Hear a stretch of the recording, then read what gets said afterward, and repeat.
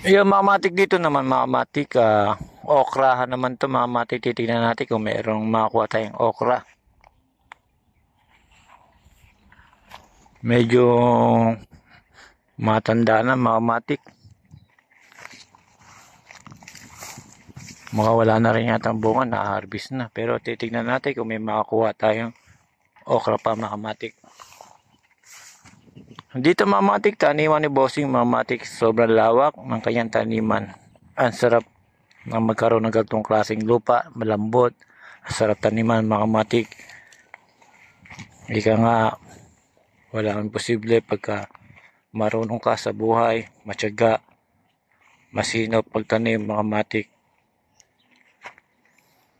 Kikita ka na. Noon dahil sa mga wala ng bunga mga matik, konti na lang yung okra. Yan, okra yan mga matik.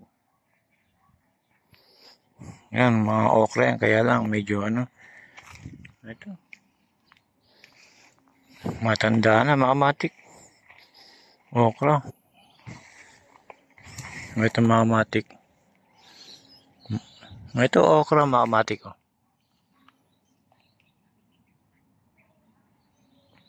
Medyo matanda na siya mga matik. Kasi, paano natin malalaman na matanda na ang okra mga matik? Ito mga matik, tuturo sa inyo. Pagka ito binali mo sa dulo, hindi siya nabali. Yan. Hindi siya nabali mga matik. Ibig sabihin niya, magulang na yung okra mga matik. Titingin naman tayo dito sa dulo mga matik. Yan mga matik, magulang na siya. Hindi na siya napuputol. Diyan mo makikita yung kung maano magulang na yung okra. Ito mga matik ito. Ito naman yung okra na hindi pa magulang. Pagka pinutol mo ang dulo, nabali agad, yun, hindi pa magulang yun. Pwede kunin yung mga matik. Yung iba mga matik, medyo magulang na yung okra. Oh, kumukuha si madam. Yan, mga matik. Si Donya mga matik. Si Donya nakapayong. Takot mangitim mga matik. Yung mga matik, hanap pa ulit tayo ng okra. Pupunta na sa dulo. Pero matanda na talaga mga matik ang okra. Medyo wala na yata masisimot mga matik. Ayan, mga okra mga matik. Ito naman mga matik. Ano ba yung tawag? Kulasisi? Kulitis. Yung mga matik, kulasisi ako ng kulasisi. Ito naman yung matanda na kulitis. Yan. Yan mga matik, matanda na kulitis yan.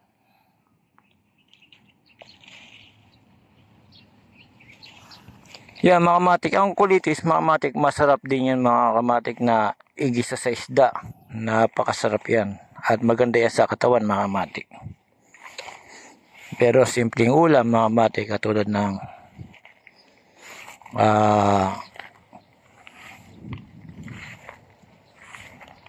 ulam na simple lang mga kamatik, yung saluyot. Kasi paborito kong kainin yung saluyot. Laga mo lang, toyo, kalamansi lang, panalo na mga matik. Kung meron ka namang bagoong isda, lalong masarap mga matik. Pa lang, sarap kainin. Sana yung mga matik ko. Ayan. Pagtyaga lang dyan sa pagtatinim. Ngayon, naghahanap pa rin kami ng ng okra. Medyo napunta namin din sa dulo, mga matik. Wala na kami makakita okra, mga matik. Wala na masisimot. Ngayon, ganito mga matik. Dito sa kabila, maisan. Dito, okrahan. Dito naman mga matik, puro naman sitaw. Yan.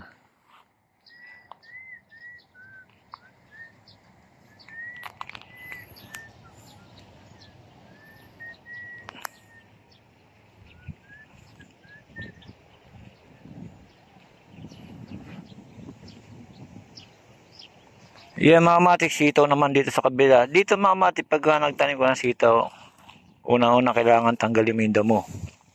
Yan mga matik, tiyatanggal nila yung damo. Pangalawa, kailangan meron siyang tali na pag-iikutan ng sitaw mga matik.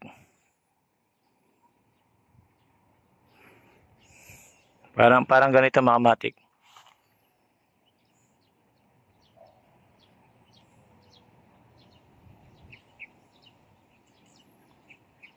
Yan mga matik, para gapangan ng talbos ng sitaw mga matik. Para tuloy-tuloy yung pagbunga niya mga matik. Dito mga matik, kailangan nilalagyan doon ng abono mga matik. O kaya yung pantaboy sa insekto para hindi magkaroon na sira yung bunga ng sitaw mga matik. Baka pinabayaan mo naman ito mga matik dito sa puro damo. Ako, pangit ang sitaw mo kasi kakainin lang siya ng insekto. Kailangan dito mga matik laging malinis. Kaya parang ganito. Yan mga matik, kamangha-mangha talaga pagka ang tao masipag, walang imposible mga matik. Kita agad yan pagka namunga yan mga matik. Automatic, matik na yan mga matik. Yan, sipag at tiyaga lang yan mga matik.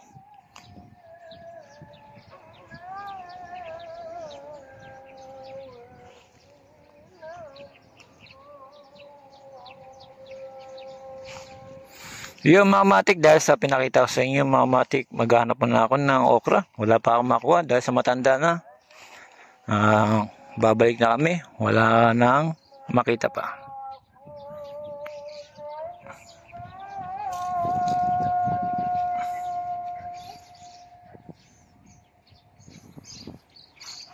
Yung mga matik, dahil sa hindi kami makita, okra medyo konti lang nakuha namin. Okay na yung mga matik.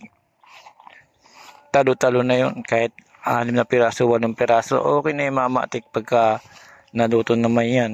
Kanin ang katapat niyan. Saka toyo din mga matik. Alam nyo ba mga matik, ang okra pagka sariwang-sariwa, nilalaga yan mga matik, nilalaga ko yan para matamis-tamis kasi yan mga matik pagka bagong pitas. Tapos toyo lang yung katapat. Nako, sabi sa inyo mga matik, 100%. Ito mga matik, okay pa to, bata-bata pa. Napuputol pa. Doon mo lang malalaman ng dulo kung matanda o bata pa. Pagka hindi naputol ang dulo, ibig sabihin matanda na. Pagka naputol ang dulo, bata pa siya. Yan ang mga lalambot na klaseng okra mga matik. Yan mga matik, hanggang dito na lang mga matik. Sa ulitin, may papakita rin ako sa inyo na talagang kamangha-mangha na magtatanim. Ang sipag-tiyaga lang mga matik. Talagang marunong ka lang sa buhay, mabubuhay ka mga matik. Kung puro naman kalokohan ginagawa mo, wala kang tiyaga, masipag, lugmok ka mga matik. Sa panahon ngayon mga matik, tiyaga lang ang kailangan dito sa mundo mga matik. Iyo mga matik, hanggang dito na lang. Salamat mga matik.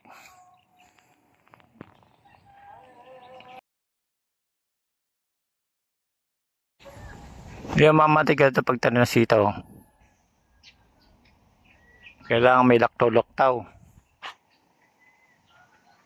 para maganda tubo na sitaw. At may gapangan siya.